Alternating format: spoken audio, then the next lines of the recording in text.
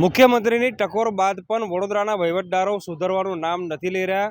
તમને યાદ હોય તો મુખ્યમંત્રીએ ભૂતકાળમાં એવું કીધું હતું કે સુરત અને અમદાવાદની વચ્ચે વડોદરા છે, છતાં પણ વડોદરાનો વિકાસ થતો નથી, સુરત અને અમદાવાદનો વિકાસ થાય છે। એટલે ટૂંકમાં કહીએ તો વડોદરાનો વિકાસ નથી થતો, એના માટે મુખ્ય જવાબદાર કોઈ વ્યક્તિ હોય તો વડોદરાના વહીવટદારો છે, ચૂંટાયેલા પ્રતિનિધિઓ છે અને વડોદરાના કોર્પોરેશનના અધિકારીઓ છે। ખાસ કરીને વાત કરીએ તો વડોદરા શહેરમાં કરોડો રૂપિયાના ખર્ચે જુદા જુદા રોડ જે છે તે મંજૂર કરવામાં આવ્યા છે।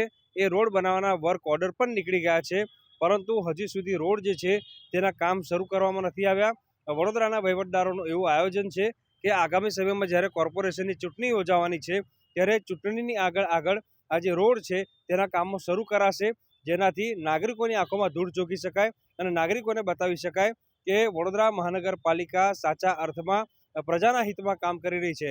પરંતુ અત્યારે વડોદરાવાસીઓ જે ખાડામાં પડીને મરી રહ્યા છે તેની પરવા વડોદરાના વહીવટદારોને બિલકુલ નથી। અને ખાસ કરીને વાત કરીએ તો જ્યારે પણ મીડિયા વડોદરાના વહીવટદારોને કંઈક પ્રશ્ન પૂછવા જાય ત્યારે બાય બાય ચાઇની એટલે કે અધિકારીઓ અને નેતાઓ એકબીજાને ખો આપી રહ્યા છે। આજે પણ અમે વડોદરાના વહીવટદારોને પ્રશ્ન પૂછવાનો પ્રયત્ન કર્યો, પરંતુ એક પણ વ્યક્તિ જે છે, એક પણ સત્તાધીશ કે અધિકારી જે છે તે મીડિયાની સામે આવીને કંઈ પણ બોલવા માટે તૈયાર નથી। એટલે ટૂંકમાં કહીએ તો વડોદરાનો વિકાસ જે અત્યારે અટકી રહ્યો છે, ગોથા ખાઈ રહ્યો છે, તેની પાછળ ફક્ત અને ફક્ત વડોદરા શહેરના કોર્પોરેશનમાં બેસતા જે વહીવટદારો છે તે જ જવાબદાર છે।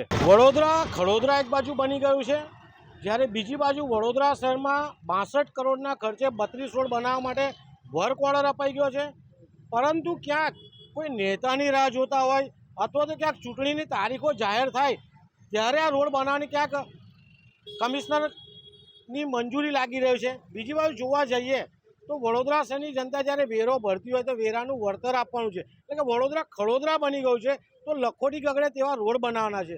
વર્ક ઓર્ડર અપાઈ ગયા તેમ છતાં જો રોડ બનતા ના હોય તો અમારે કમિશનર સાહેબને કહેવું છે કે વહેલામાં વહેલી તકે રોડ બનાવે અને જનતાને સારા રોડ આપે તેવી અમારી માંગ છે।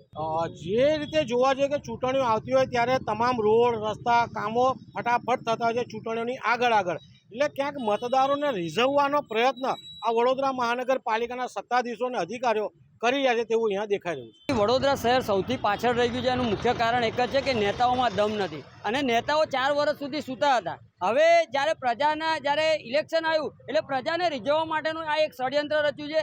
જે કામો દર વર્ષે પાસ થતા હોય છે, દરેક કોન્ટ્રાક્ટરો એમની મેળે કામગીરી કરતા હોય છે, પરંતુ ક્યાંક ને ક્યાંક લાગી રહ્યું છે કે કોન્ટ્રાક્ટરો રાહ જોઈ રહ્યા છે કે અમને વર્ક ઓર્ડર તો મળ્યો છે, પરંતુ ખાતમુહૂર્ત ને ખાતામુહૂર્ત કરવા આવે કોણ? કારણ કે જો કદાચ ખાતમુહૂર્ત ને ખાતામુહૂર્ત ના કરે તો ચોક્કસથી જે કોર્પોરેટરો ધારાસભ્ય સાથે જે પણ નેતા છે આ લોકો રિસાઈ જતા હોય છે। પરંતુ ક્યાંક ને ક્યાંક લાગી રહ્યું છે કે આવનારા દિવસોમાં ઇલેક્શન છે, ઇલેક્શનને ધ્યાનમાં રાખી અને ક્યાંક ને ક્યાંક આ પબ્લિકને જાહેર જનતાને રીઝવવાનું આ એક ષડયંત્ર છે। ત્યારે ખાસ કરીને વડોદરા શહેરના જે પણ જવાબદાર વ્યક્તિઓ છે તેને તાત્કાલિક ધોરણે આ તમામ વર્ક ઓર્ડર આપેલા છે તેઓને કામગીરી સ્ટાર્ટ કરવા માટેની સૂચના આપવામાં આવે તેવી અમારી ખાસ માંગણી છે। અંદાજે 62 કરોડના રોડના વર્ક ઓર્ડર 10 ઓક્ટોબરથી આપેલા છે। 10 ઓક્ટોબરથી આજ સુધી ફક્ત નેતાઓનો સમય, ખાતમુહૂર્તનો સમય નથી આપ્યો, એના લીધે કામ 2 મહિનાથી શરૂ નથી થયા। આઈધર આ ડેલિબરેટલી આડકતરી રીતે કોન્ટ્રાક્ટરોને ફાયદો કરાવવાની વાત છે કે એક વખત 9 મહિનાનો જે ટેન્ડર પીરિયડ છે તમે ડિસેમ્બરમાં વર્ક ઓર્ડર આપો એટલે જૂનમાં ઓફિશિયલી ચોમાસું આવી જાય, એક્સટેન્શનનું એક બહાનું રહે જેના થકી એક્સટેન્શન, ભાવ વધારો, ડિલે બધું જસ્ટિફાઈ થાય। આ રીતે કોન્ટ્રાક્ટરને બેનિફિટ કરવાની વાત ચાલે છે, કાં તો પછી નેતાઓ ડાયરા, ગરબા જેવા તાઇફા કરવામાં વ્યસ્ત છે।